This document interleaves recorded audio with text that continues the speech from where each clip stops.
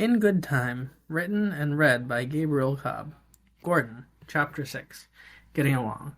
I saw to it that the train had more wood and coal in the engine. Then Andy came walking from his chat with Seb.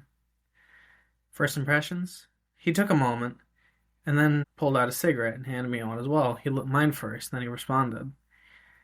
I don't trust him, but he could be extremely useful.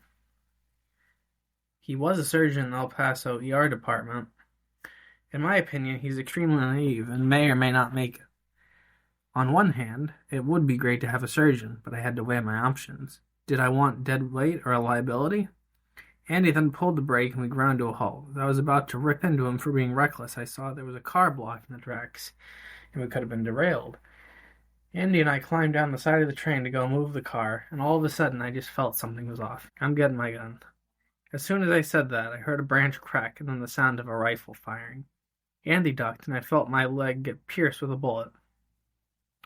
It immediately started to bleed, but at least the bullet had gone all the way through.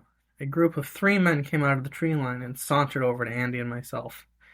The main guy in front was carrying his rifle, and it was aimed directly at Andy. Wouldn't move if I were you. Come here, boys. The other 2 men came up behind him, and I noticed they were wearing civilian clothes, yet the way they held themselves said otherwise. To the victor go the spoil. Think that right, gentlemen. I had momentarily forgotten about Seb, but he, and in turn we, were done for.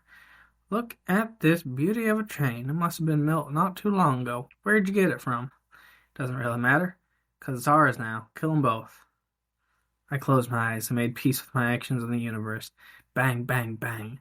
I opened my eyes to see all 3 men standing with the hole where their faces used to be. They all fell to the ground one by one, bleeding all the way. Andy, good job. I looked at him, and he had no gun, so that must have meant only one thing. Seb? He quickly threw Andy the gun and came rushing down with his backpack and came to look at my leg. Good thing the bullet went through.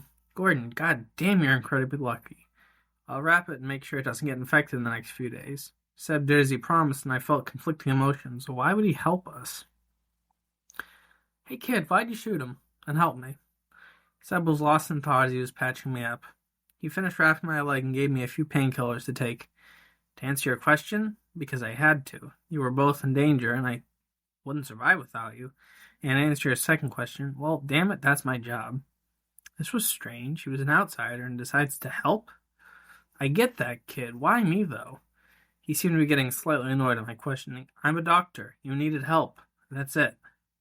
Andy helped me to my feet, and both he and Seb helped me back to the train. Then Seb went with Andy to put the car in neutral and move it off the tracks. They came back in, and we started to get going again. Stay tuned for more, folks. More's on the way.